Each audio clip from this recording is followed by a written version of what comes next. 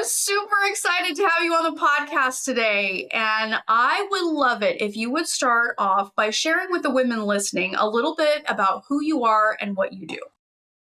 Well, first, thank you for having me. I'm thrilled to be here. I love talking about all things fertility, and your energy makes it so much easier. So I think we're going to have a great conversation today. To just introduce myself briefly to everybody, my name is Marc Sklar. I've been supporting couples trying to conceive either naturally or through assisted technologies for the last 21 years.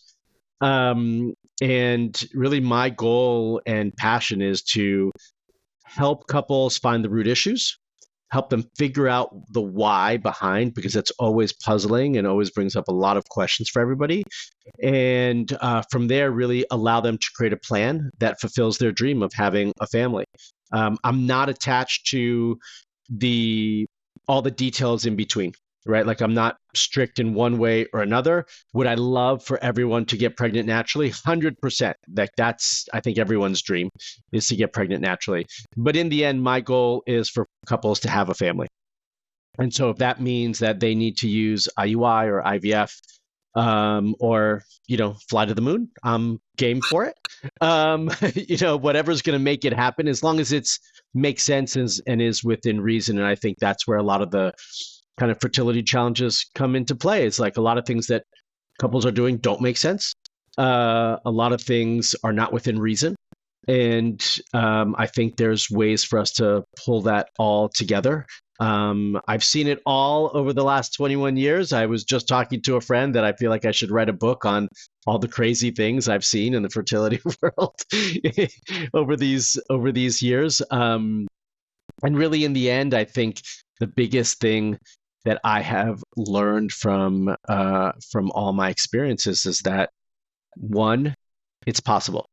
Whatever anyone has told you, you can have your family. That's number one. And then number two, I think people just need the right support. And when we run into roadblocks and challenges, and because I get this question literally all the time, I'm answering this question in my group for couples all the time. Why didn't this work? And, someone just recommended donor egg. Is that really what I should do? I think so much of it comes to the plan and the protocols that they're using. And are they really the right ones for each individual couple? And just foundationally, I think that's where so many issues come into play when we're on this journey. Yeah, I think that's such a smart approach, because I think when the fertility journey presents itself to a couple or even a woman that's trying on her own and they hit a bump in the road, it's like, oh my goodness, it's all over.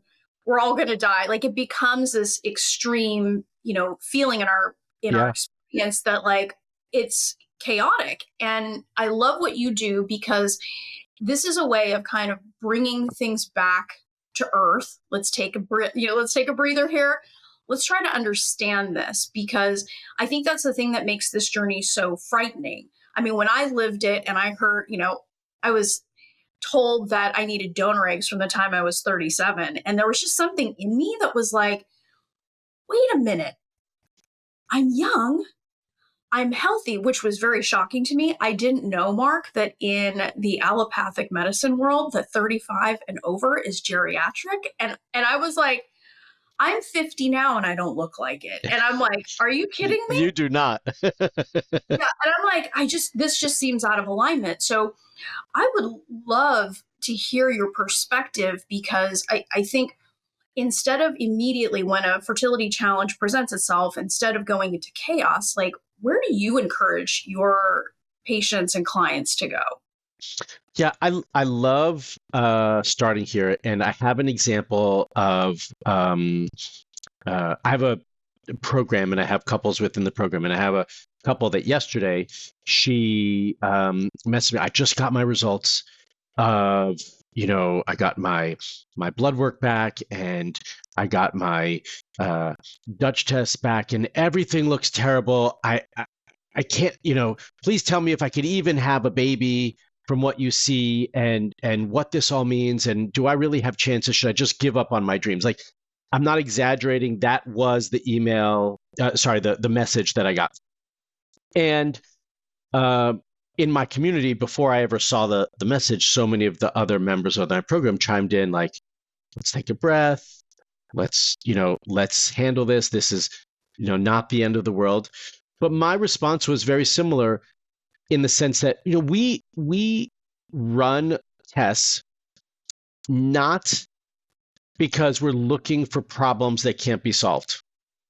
Okay. We run tests to gain information and knowledge so that we can feel empowered with a more clear path forward. And that was the message I wanted to express to her, was that running these tests is not a reason for me to come back to a couple to say, it's all over. It can't be done. I mean, yeah. I mean, I rarely ever say anything like that anyway. I'm a glass half full kind of person, but my message was one of like, these results that we get for you or for anybody else is not about instilling fear and hopelessness. These are about restoring hope, because now you have information and knowledge that can make the path forward a little bit more direct. It doesn't mean that we don't have work to do. It doesn't mean that it's not going to take time or it's going to be easy. It's not about any of that. It's about having some peace of mind in understanding that, wow, we found these things and these are things that now need to be supported and addressed. And what I have found over the last 21 years is that almost everything is fixable, right? With the right plan, with the right approach, almost everything is fixable. And so, we have this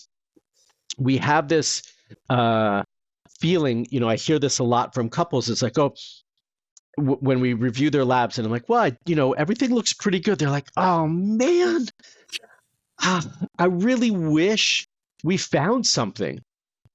But then you get the opposite of like, well, we found something and now I feel like, oh, there's no hope, right? So you're pushed and pulled by one result or another result. And what I love when we run labs is to find nothing. I always tell everybody, I hope you feel you wasted your money when we ran tests. Okay. Not because I want you to throw your money out the window, but to cross something off the list and you be able to say, okay, all that looks good. I could feel more confident in my ability to conceive and have a child. Or if we do find something, that we can all say to ourselves, now this is empowering to me. I now have information that I could take, concrete information that I could take, and I'm going to now make changes, and I'm going to see real results when I make these changes. And that is really what I would love for couples to take when you see results that are not good. All too often, we don't see that. All too often, we see that response of like hopelessness or now, I have this and my husband has this and, we don't even have a shot anymore. And I think if we take that approach, then in my mind, I don't feel like there's even a reason to run the tests or to engage someone in care, in treatment, because you've already given up before you even started anything. Ooh, that's a word there, Mark. That's a word right there. I mean, that's huge. I mean, huge. I think it's also, when you think about this, most of us are conditioned to be problem solvers. Like, I just got to solve this problem. Especially the women that I serve that are listening to this, we're all lovably type A control freaky professionals. I mean, we could feel our hair growing now. We're usually so stressed, right? Like getting to that place that when we hear that we fall short of the mark, it becomes this very personal attack. And it's like, wait a second, let's slow this down. It actually doesn't mean any of that. Like, and I think obviously you know this, but I think I didn't know this when I was going through it, is like the labs are like a moment in time. It doesn't mean that that's where you were at the moment that was taken, but it doesn't mean it's going to be that forever, which is dovetails into the point that you're making, that this can be fixable. It's not a verdict. It's not a death sentence. There are things that can be done. Yeah, that snapshot is also something that's really important because that is a snapshot in a moment in time on a specific cycle day at a specific time of that cycle. And there's so many variables that impact that, which is why, by the way, having your labs done at the right time is also so important. So often I see, and literally multiple times a week, I'm having this exact same conversation. So what cycle day were those labs drawn? Oh, that was done on cycle day 18. Well, I mean, I don't want to say that those labs don't mean anything, but they don't mean anything for what we need, right? Like they have some value, but when we're looking at it from a real fertility perspective, those labs don't have the same value as if they were done at the right time of the cycle. And you get labs that don't look ideal, you're devastated. It's hard, even when I tell you that they weren't done at the right time of the cycle, that little message you've told yourself and the impression, the imprint of those labs on that day in your brain is very big. It's hard to peel that off. And so I really want to encourage you all to make sure that you're thinking about this the right way. Like, okay, well, these are just labs on a specific day at a specific time. It's just data. It's just information. It's not permanent, and it's not the end all be all for my fertility, right? Also, this is a great point to bring up tracking devices. And I have a love-hate relationship with these tracking devices, the ones that, can tell you your hormones on specific days throughout your cycle. And I think in one way they're great because they allow you to get more information and more data. But what I've often seen more recently, which is why I've actually started to recommend them less and less, is the amount of stress and anxiety that they cause for women is through the roof. Every day, my estrogen did this, my FSH did this, my LH didn't rise yet. What happened with my progesterone? It didn't move yet. What is, again, these are snapshots on a specific day at a specific time in your cycle. Maybe what they're showing you is normal. Like, that's okay. It's not necessarily supposed to do anything. Or we're so emotionally, we fluctuate so much emotionally by what that information is going to tell us every day. Oh, it's a good day. It didn't look great. It's a terrible day today, right? So I think that these things are okay in small bits of information, but I think for all of you who are tracking this often, I think a lot of your type A individual women who like to have data and like to see progress and like to control everything, these trackers are really popular because I get to see what's going on. They're going to charge you emotionally. And in that regard, I don't recommend them. So if you want to do it like 1 month and then you take off 3, that's fine because you're just gathering some information. If you want to kind of just get, around ovulation, I want to check it, maybe that's okay. But I really want to caution all of you about that information because it's the same thing with whether you're doing it through blood or through saliva or urine or whatever it is, and you're tracking this all the time. It's meant to fluctuate. It's not meant to have you and your emotions fluctuate. It's meant for your hormones to fluctuate, and that is a normal occurrence in a regular cycle. And so it's really important that we understand the data we're getting, the time of the cycle that you're receiving that information, and what it can mean. And if we can't just take the information as just like plain data and not be swayed one way or another, I really caution you on receiving that information so frequently. I think that can become a little bit dangerous. Oh, I totally agree, Mark. I still have PTSD, and my son just turned 7 from my tracking my basal body temperature. Yeah.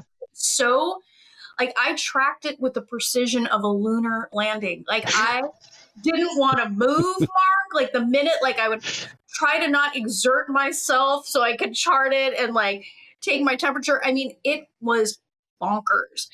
And so I think this message that you're sharing about this is so important, is really encouraging women, like, just take this as information. It's not an indictment, and it's No, not the end of the world, like, at all.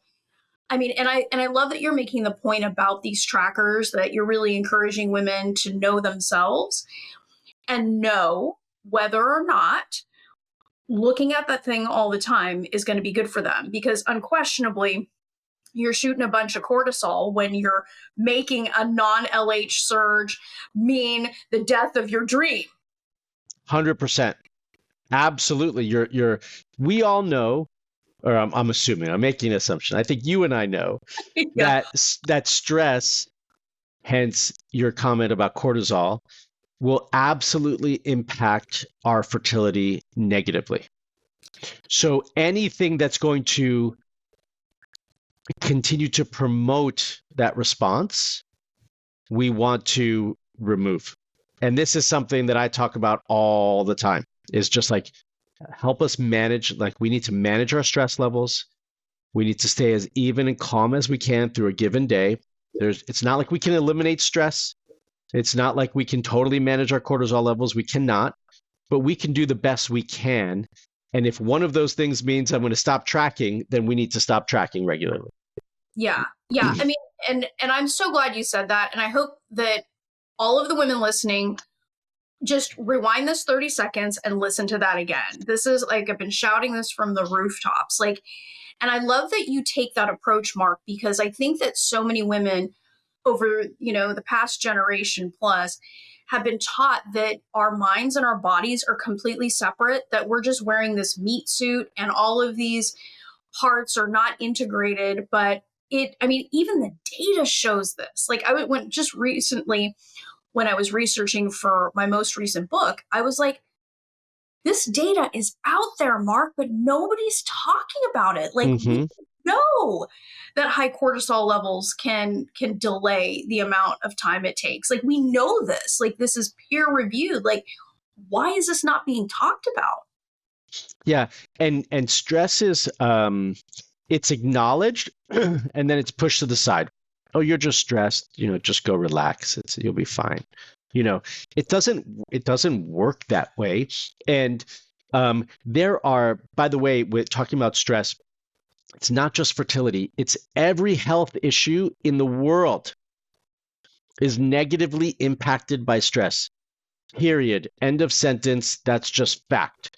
And there are hundreds of thousands of research studies that show this. So, that statement that you just said, if anyone questions it, PubMed's at your disposal. It's there to be seen. It's there. It's 100% factual information. So we need to manage that the best we can. I have this conversation periodically, but it just so happens I think it was Tuesday, I had this conversation with a woman. We were talking about her day and her sleeping patterns and so forth. And she wakes up, I think she said she wakes up around 4 or 4:30 to go work out before her day gets started, because that's the time she can do it. And I've said this kind of similar story in the past. We do this as a means, like, oh, I want to wake up to work out because I want to de-stress, right? Like, my workout is my way to manage my stress. But we're getting less sleep and then waking up early to go de-stress in the gym. Like, it doesn't make sense. Okay. So my comment back to her was, you can exercise any time of the day you want, as long as you've already had a minimum of 7 hours of sleep. Oh. It's the only rule that I have, right? So if you want to wake up at 4 every day and continue to wake up at 4, that's fine. You have to go to bed earlier because you need to get 7 hours of sleep. Like, that's it. Like, you have to get 7 hours of sleep. So the only way to do that is to go to bed earlier if you're not going to stay sleeping past 4 o'clock. And this light bulb went off in her head. And then I've told her stories of other women in a similar situation. I said, I can't tell you that this is going to be the key that opens the door for you to, finally have a healthy pregnancy.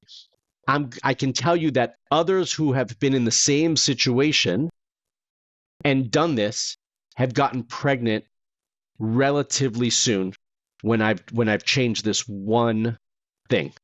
Okay. And that's because our body needs to rest and recover and rejuvenate, and that happens while we sleep. And so many important things happen while we rest, which is why sleep is so important. The quality of sleep, the time of sleep, the amount of sleep that you get, all of it is so valuable and so important.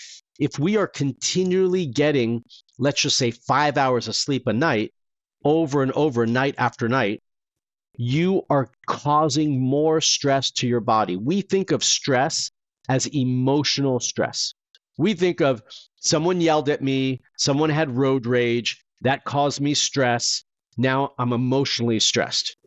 Yes, that is stress, but stress comes in many, many forms, not just the emotional stress, that, mental, emotional stress. It comes in physical stress as well. So if we are depleting our body of the ability to rest and recover and rejuvenate while we sleep, we are contributing to our stress burden in our bodies. If we don't eat well, if we don't give our body the proper nourishment and nutrients that it needs, we are contributing to the burden of stress that our body has. And we could say that about a lot of things. So stress causes a lot of issues. And with sleep specifically, when you mentioned cortisol previously, the only thing that's going to keep you going throughout the day, if you haven't had enough sleep, is your adrenal function. Your adrenal glands are going to release adrenaline and cortisol and some DHEA and a bunch of other hormones to help keep you up and going and functional throughout the day. That's fine in one moment, like one, blip. It shouldn't be done every day. Then you just start to deplete your adrenals of their ability to function and regulate properly. And so everybody knows, your adrenal glands communicate with your hypothalamus and your pituitary. These are important glands because this is where our ever so loving important endocrine hormones are produced. FSH, LH, prolactin, TSH, all the big ones that we all are worried about when we are running labs are produced in the hypothalamus and pituitary. So we don't want to deplete them. We want them to work properly. We want them to regulate things appropriately. We want them to work harmoniously with all the other glands and organs and tissues that they communicate with. The adrenal glands are the crux of that. They are the key to that process. And so if we are continually causing them to be stressed in some form or another and causing them to function or in hyperdrive and always overworked, you're going to impact your reproductive hormones over time, 100%. I mean, I wish that this connection, you've just made it crystal clear, but I just wish that was, this is the kind of thing that needs to be explained in much earlier. Right. To women that and it's so funny, when I was going through it, I was a prosecutor and I was prosecuting sex crimes. And what I didn't know was that all these other women around my age range, we were all secretly trying to get pregnant, but nobody would talk to each other. And all of our adrenals pretty much were on strike. Everyone looked strung out and everyone was quietly doing IVF and not telling everybody, right? And then we're wondering why we're not getting pregnant. It's duh, you're trying case after case, and that's work stress, but that also leads to emotional stress, poor diet, poor sleeping, exactly as you said. So in some ways, I've come to the conclusion that in some ways, are the modern expectations that we have of women, we gotta take our control back, right? This is our power to kind of change the way we approach our work, change the way that we look at our work, and even look at our fertility, not so much as an achievement, but as part of our lives. It's a much healthier approach. Like, it's a more holistic approach, which is exactly what you're describing. Like, each of these pieces working together, and let it be joyous. Yeah, it has to be joyful. And, look, we have to find the things in our life. I'm always telling this to everyone. Find things in your life that bring you joy and happiness and do more of that. Does that mean like, okay, well, I love to paint and play music and go to concerts or whatever it might be. So I'm just going to do that all day long and I'm not going to work. No, well, I mean, there's got to be balance, right? Because then you have financial stress if you're not making money. And right. So there's a balance to everything. But we tend to put so much value in our work life, and that tends to consume us so much that it overcomes our everything. And we don't do enough of those things that bring us joy and happiness. And I think there's got to be a lot more balance in our days and our weeks. And we will find a lot more joy in our life, a lot more happiness with ourselves, and a lot more peace and calm, right? Like stress doesn't go away. We have stress, like things are going to happen all day long. We cannot control those things. But how we respond to stress and how we manage stressful moments throughout the days and weeks is really the most important thing. So this idea that, I'm just like, I'm going to get rid of everything and go de-stress and I'm going to get rid of all my, it doesn't exist. Like it's a fallacy and right, like some remote dream of some sort. But if you could say, I'm going to build into my day my ability to manage stress, and I make sure that I get 7 hours of good quality sleep. That's a non-negotiable for me. This is what has to happen. My wife knows in my house. My kids go to bed and they're going to bed later and later, which is becoming a challenge to manage. But, so they're going to bed. And then my wife is a night owl and she likes to try to straighten up and do this and do that. And the kids are in bed. I look at my watch. I'm like, good night. She's like, well, how about these things? I'm like, I'll figure out a time to do it tomorrow. Like, I need to be in bed. I need to get sleep because I just don't function well otherwise. So that's a non-negotiable for me, right? I need to go to the gym 4 days a week.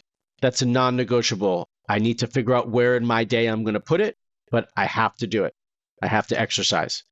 And I don't want to put this like, because people have this like weird connotation with the word meditation. They think it's either, for Buddhists, or they think that it's too difficult. It's not for me. I can't sit down quiet for that period of time. But I'm going to say, I believe that everybody can meditate every day. Okay. If you think of meditation differently, if you just think of meditation as, I'm going to practice deep breathing 2 to 3 times a day for no more than 5 minutes. I believe everybody can find that time in the day. 100%. And if you got to your desk at work, you put your feet on the ground and you just took some deep breaths, you set a little alarm, as soon as it goes off, you're ready to work, you would approach the day very, very differently. If you went to lunch and came back from lunch and did the same thing, your afternoon would be very different. If you did it when you got home, before you said hi to your partner or before you engage with other people, your interaction with them and the world would be very different. You would be more grounded. You would be more calm. Your cortisol would be much more regulated. That is meditation. It doesn't have to be this hour-long,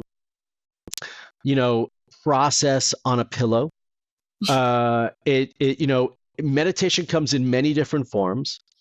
But I truly, truly believe that if we just worked in some deep breathing and you just focus on slow, deep breaths, you would feel different within 30 seconds and your day would be very, very different. And I believe that if we put in some of these non-negotiables into our day that we hold ourselves accountable to, you would experience life differently. Your stress response would be different. Your hormones would be different and your fertility would be different just with those basic little things.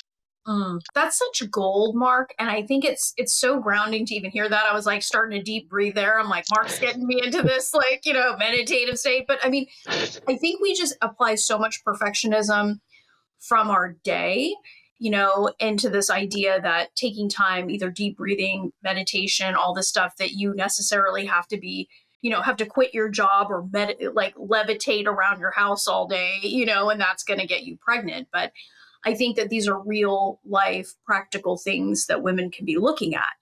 So let's talk about, I really want to hear your thoughts on women and the timeline, Mm-hmm. because so many of the women listening to this podcast are in their, late 30s, and we create this, imaginary line of demarcation that once you hit 40, it's all over, no hope, forget it.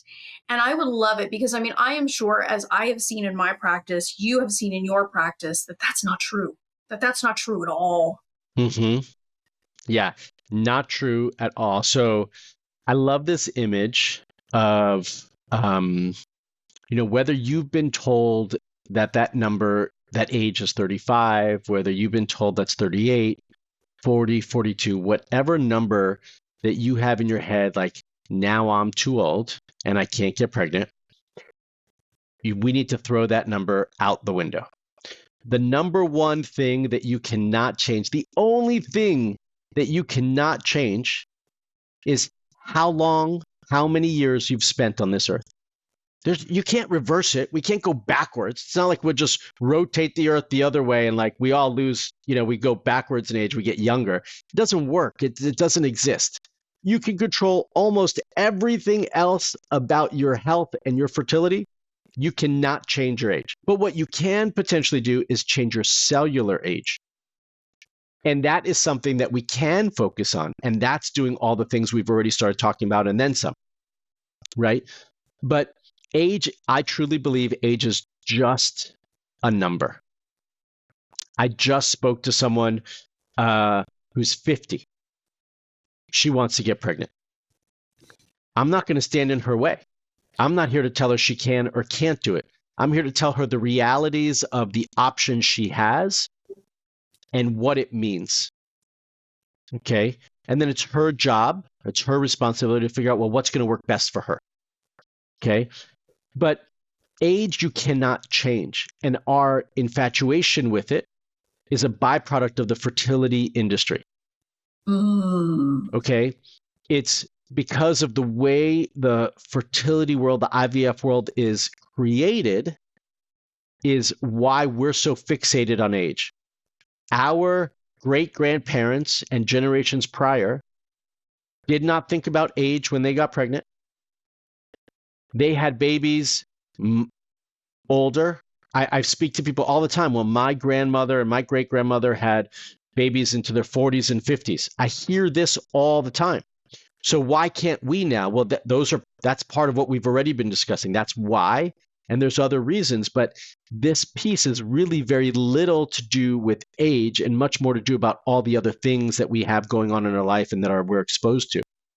But age is something we can't like be the cause, the reason why it's not going to happen. And I like to think of age as a light switch. If what everybody says was true, that when we turned, we'll just say 40 for the sake of this conversation, when I hit 40, I'm not fertile anymore and I can't get pregnant. You're talking about your age and your body is a light switch. Okay, it's a paddle switch. Okay, it's my birthday. My body knows it's my birthday. Off we go. Can't get pregnant.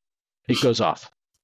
Nothing, like, when I think of it that way, you recognize that sounds silly because it's not true. Like, it's not like, oh, between my birthday is March 19th. So I'll use that as a reference point. It's not like March 18th, everything was good. March 19th, no more. It's all, that doesn't work anymore. Right? Sorry, Mark. Yeah, it's all done. So if we're going to keep that analogy about a light switch in our age, then I think of it more of as a dimmer switch. Okay. And that over time, if we're not doing the right things, slowly that starts to fade. and come down. But just like it was able to come down, it's also able to be pushed back up and become brighter. And so that is where all the things that you're going to do in your life are going to push that up, right? So I'm getting consistently 7 hours of sleep. We're going to push that little dimmer switch up a little bit more. It's going to get a little brighter. I cleaned up my diet. We're going to push it up a little bit more. I'm exercising regularly. I'm going to push it up a little bit more. I'm breathing 3 times a day for 5 minutes each day, and I'm managing my stress, and I'm doing the things that bring me joy. I'm playing music or whatever it is that brings you happiness and joy. We're going to push that little dimmer switch up a little bit more. And with each one of these things that we are doing to take care of ourselves, we are brightening that light and making it that age doesn't matter anymore, right? And that's really the piece. Every time you do that, you're improving your cellular age. And, to your point of like, I'm 50 and I don't even look 50, right? That's for all the things that you're doing to take care of yourself. Skin looks great, hair looks great, I'm sleeping, I'm doing all the things I need to do. I feel like I was 35, right? And my body shows it that way. And those are all the things that's the way we need to think about this. And it's like those supplements we take and these things, like all of that is going to impact it. So age to me means very, very little. I want to put that aside, and I want to look at all the other things. What's going on in your lifestyle? Show me your hormones. Show me your reproductive health. How do the ovaries look? How does the uterus look? Let's look at those things, and that's going to be more of those are telling factors that one can also be improved, right? That's where we should be focusing on. The only time I really look at age and I have a conversation about age is more in line with our family planning. Okay, because I've heard many couples say, like, I don't want to be a mom of a newborn at 48 or whatever, or 45.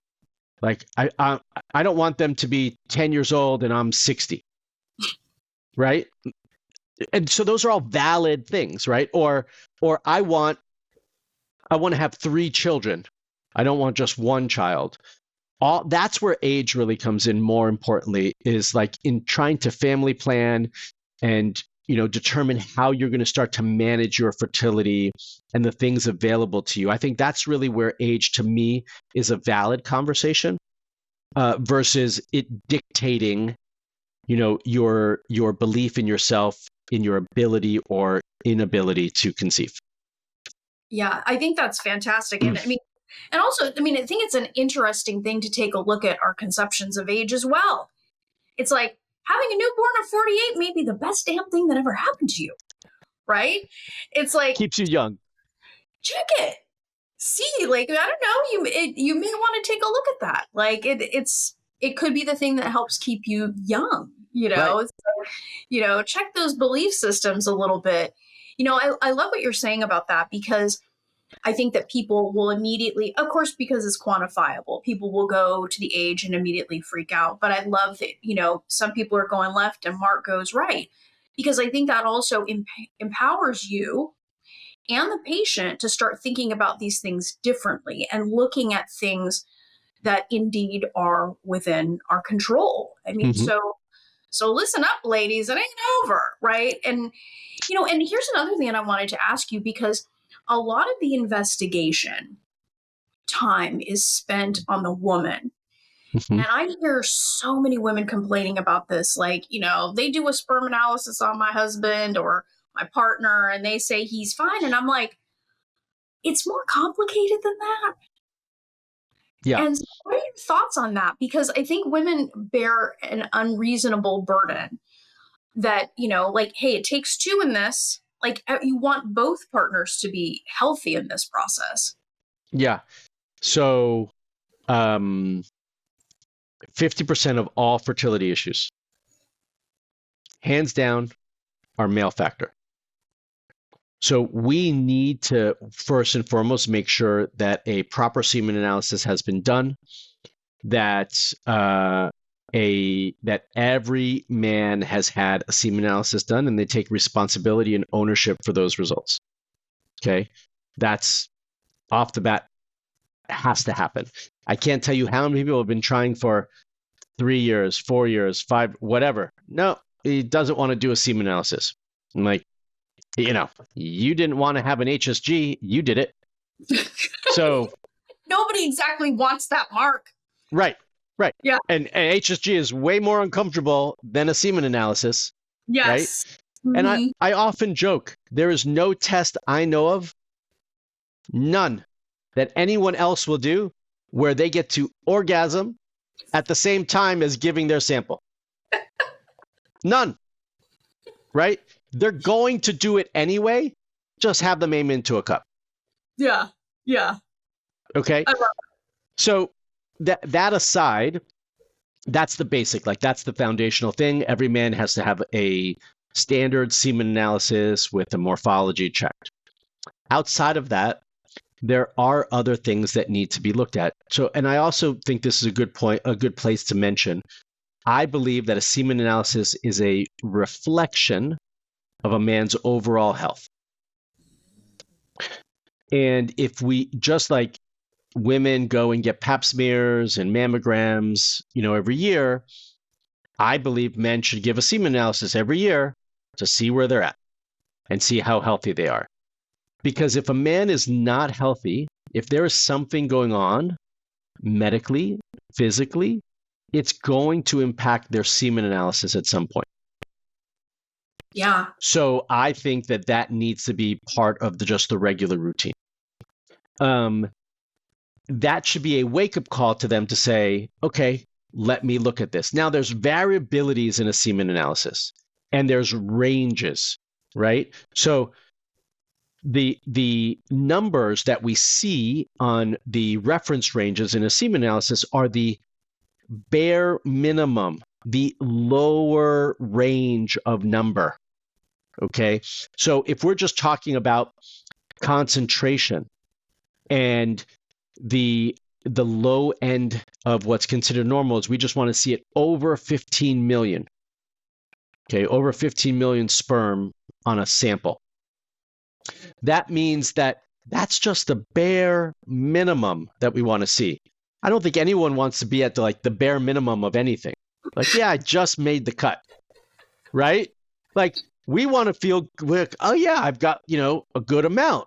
Yeah. Right. So if that's what we're shooting for, then, just because they pass the test with a D doesn't mean that it's good.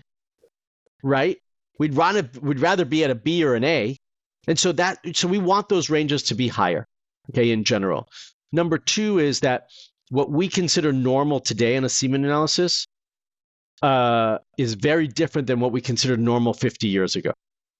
Okay. Yeah, because right? sperm counts are crazy low. What is going on with that, Mark? Do you have any thoughts? Yeah. So I believe this is all from all the chemicals and toxins that we've been exposed to. When you look at a trajectory of the increase in chemicals and toxins going up like this over time, you can overlay the decrease in semen analysis, and it just does this. Wow. So glyphosate on produce, things like that, heavy metals. Yeah. All the plastics, what was it in the 60s or 70s when plastics became very, very popular and everything was made out of plastic. Oh, and people microwaving their food right. in microwaving their food in plastic, which people still do, by the way.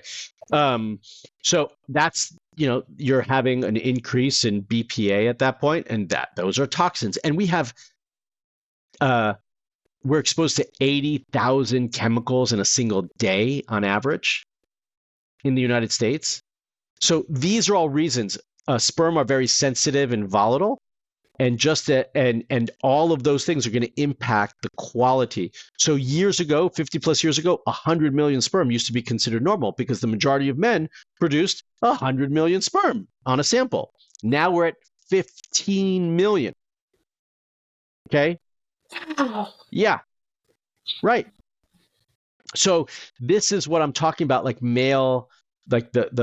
male factor being important. And why the variability in those results is so important. And being just good enough to me is not good enough for anybody.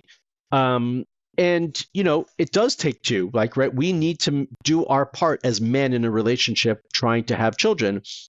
I had this, I spoke to, so this week was good for talking points with everybody, but like I had a conversation with a woman this week and she said, well, so my husband and I are on two different schedules. He works night shift, he's a night shift nurse, and I work the day on, at her job. And, we don't often see each other. And so I just said, well, okay, so do you not see each other at all? She said, no, we see each other for a little bit. I'm like, okay, so what time does he leave for work? She said, 7 p.m. I said, what? Oh, no, she said he leaves at 6:30. He has to be there at 7. It's like, what time do you get home from work? She said 4:30. I'm like, okay, so you've got 2 hours. I was like, so during your fertile window, that's what you need to be doing with those 2 hours. Like, because she says we don't have a lot of sex. I'm like, okay, well, this is the time during these days where those 2 hours, this is what it needs to be used for. She says to me, well, I make his I make his food so he can take to work in those 2 hours. I'm like, tell him to make his food before that, and you can have sex in those 2 hours to try to make a baby. I mean, but this is where the priorities, like he's like, I've said that, but he doesn't want, he's asking me to do it. I'm like, well, tell him that you want to have a baby. This needs to change. Marc right? Like Sklar, president. the priorities are so ridiculous. And, when she told me this, I was like, this can't be real. You want to have a kid, but you don't want to make your own food, or you don't want to have sex in those 2 hours, that's the only time that you guys see each other. Like, come on. Yeah. Yeah, well, and then in the back of her mind, the thing that's creating more stress is her freaking out that she's going to basically be a single parent, that she's not going to have his support. Right, because he's not going to be around. Yeah, no, absolutely. I mean, that's the thing is like, in my area where we're working on mindset, like it isn't, and I think you raise an excellent point, especially within the context of men, is like, we aren't looking to just get pregnant, Marc. Like, we want to stay pregnant. We want a healthy pregnancy. Like, we have to have longer term thinking, people. Like, you want to think about 40 full weeks to the best of your ability of a healthy, happy pregnancy that produces a healthy, happy child. Like, it's so critical. Like, it starts way before. Way before. And you want to think of it as not just a healthy 40 weeks of pregnancy, a happy family with contributing partners, right? That's the way I think of it. Like, it all goes together. So for all of you with your partners now, if you don't have the foundation in place with your partner now, before you have children and before you embark on a fertility journey, it's only going to get harder. The fertility journey and treatment doesn't make it easier. Having children doesn't fix anything. It makes things more difficult. Okay? So having that foundation now is invaluable to get the rest later. I'm going to call this episode Spilling the Tea with Marc Sklar. Like, I mean, this is such a good, I love that we're having this conversation because it's a more holistic and honest approach to this whole thing, that not only is, this antiquated notion of just looking at the woman, like, that's got to be done. Forget it. Like, it takes two to tango here. And that actually brings us to a really interesting subject as well, because something that comes up for a lot of the women listening is recurrent miscarriage. Mm-hmm. And so I would love to hear from you, like, when somebody comes into your care, that is part of their journey, that's part of their experience up to this point. What are some of the things that you consider when looking at how you might be able to serve this person? Yeah, so I just laid this out for someone yesterday because they had 3 miscarriages, and we were talking through like the possibilities, and they said, well, we've done some basic lab work, and He's had a semen analysis. They said everything was okay. As we just finished talking about men, I will say that the 50% I said before of all fertility issues are male factor still holds true when we're talking about miscarriage. Okay, it's not different just because it's a miscarriage. I know the blame and fingers always get pointed at the female in the relationship when it comes to this, but 50% of all recurrent pregnancy loss are male factor related. So we need to look at that as well. So I lay out 4 things, one of which was the male factor that I just said. And this is assuming that when you do all the other labs and everything else, everything's kind of okay or being addressed. Then we have autoimmune issues that we're going to look at. We have blood clotting variables that we're going to look at. Okay. And then we're going to look at the uterine environment itself. Inside the uterine cavity, what's going on? Is there anything contributing to that? And I'll say the only 5th one that would come up, which I'm pushing aside for the sake of this conversation, is just genetics, hereditary issues, right? So I'm just taking that and just putting it aside for a moment. But because the assumption by most reproductive endocrinologists is that you had a miscarriage, there was some abnormality with the fetus. So I'm taking that one and putting it aside for the sake of this conversation. But then we're going to look at those other things. So we've got to rule out, for men, we've got to rule out sperm fragmentation. Okay. We're going to look on the autoimmune side. The rest are being done on the female. We're going to look at the autoimmune issues. Is there lupus? Is there some sort of other autoimmune issue that might be at play? NK cell activities, whatever that might be here. Blood clotting variables here, which is also fairly common to see. These 2, usually when we do testing, we look at both of these somewhat simultaneously, a little bit of one and a little bit of the other. And then that last one is all those different tests that everyone's heard about in terms of biopsies of the endometrium, and they're testing their uterine tissue to see if there's any sort of infection, inflammation, bacteria, microbiome imbalance, things of that nature. That's what we're looking at in that last one. And it's just like a kind of brief summary to talk about like those different areas. Wow. No, that's really cool. I mean, in a sense that rather than saying, okay, you've had X number of pregnancy losses, there's no hope for you. Like there's this constellation of other investigation that can be done. And I'm sure you've seen in your practice women who have had multiple losses go on to carry full term. Absolutely. Yeah, absolutely. That can happen with the right information, right? We find out what the issues are and then we address that with the right plan. Yeah, no, I think that's fantastic. And we could go on for hours, Marc, but I want to honor your time. And this has been so valuable. It's really cool to be able to have a conversation that is looking at fertility in a holistic sense and is open to whatever avenue that a couple wants to have their children. And I think it's great what you are doing. And it's been so fun to talk about this with you in this way. So why don't you share with the women listening, how can they find you? I know YouTube, Instagram, and your website. Are there any other ways that women can reach out and get the goodness of Marc Sklar? Well, my favorite is my YouTube channel, Fertility TV. I put out a new video every week, and just as a place to kind of get started, there's hundreds and hundreds of videos there already, but it's a nice way to just, I'm interested in a specific topic, just check it out. And again, it's Fertility TV on YouTube.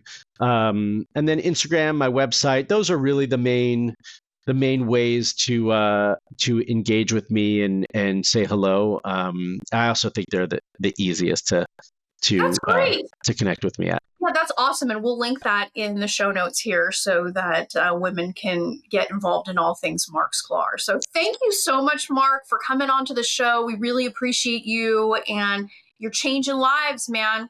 Really appreciate you. So thanks. Thanks for the opportunity. I appreciate it. Love this episode of the Fearlessly Fertile podcast? Subscribe now and leave an awesome review. Remember, the desire in your heart to be a mom is there because it was meant for you. When it comes to your dreams, keep saying hell yes.